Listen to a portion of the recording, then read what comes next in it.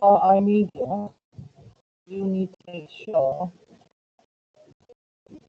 that you revise through all your LOs, especially the mood board, mind maps, visualization, the script, LO2, the target audience, research, line requirements, work plan, and health and safety.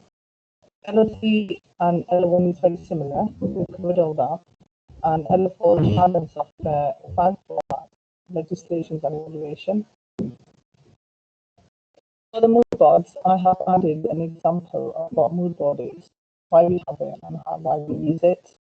How to use mind maps, who uses mind maps, such as companies, teachers, parents, and how it looks like. So I've got a little example of how it looks like. So if there was a question in the test about what is the mind map, you should be able to answer that and also show them an example. What is visualization?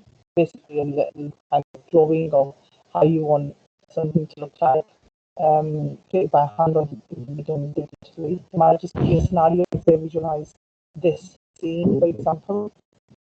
The script and storyboarding, I've added a script, how it should look like. So you need to include things like the set, the location, the direction of what's happening, characters, the dialogues.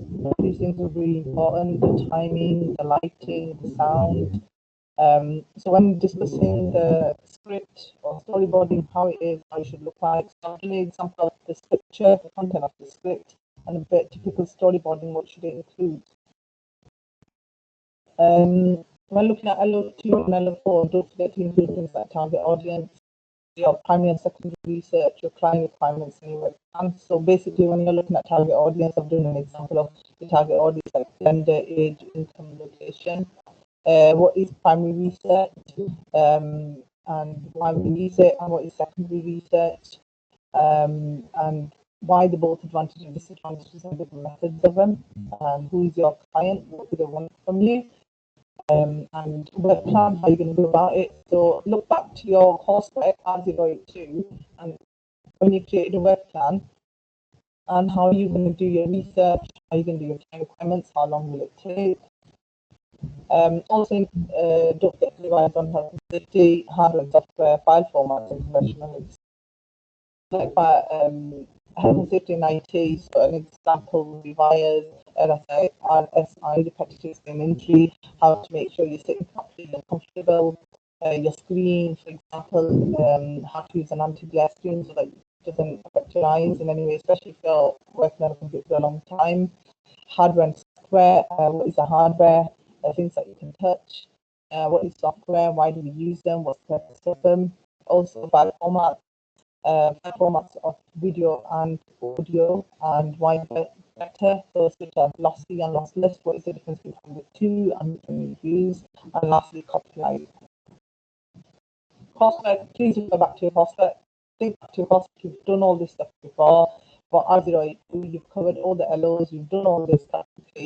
So think very carefully about when look at the questions, think very carefully about the marks, especially if it's 1 or 2 mark questions. They only expect you to give 1 or 2 very simple answers. Okay, do not rush or do not give up. Don't look at this and say, oh, I don't know what it's about. Think, whenever I've done it before in my coursework, wherever I've done it in my vision. The longer are the 6 mark questions. Look carefully at the questions. Use mind maps. It really does help. Think about the keywords. Which are the keywords? What do I need to do? Explain each point in detail as much as you can remember. Refer to the scenario. Scenario is really important. It gives you extra marks. Refer back. Scenario is always at the start of the test. They'll give the scenario. So if they're talking about a script, do refer back to the scenario and how it will relate to that and the script. Do not generalize it. If you do generally talk about it, but then refer back to the scenario itself. Ensure your writing is readable. People lose a lot of marks on that.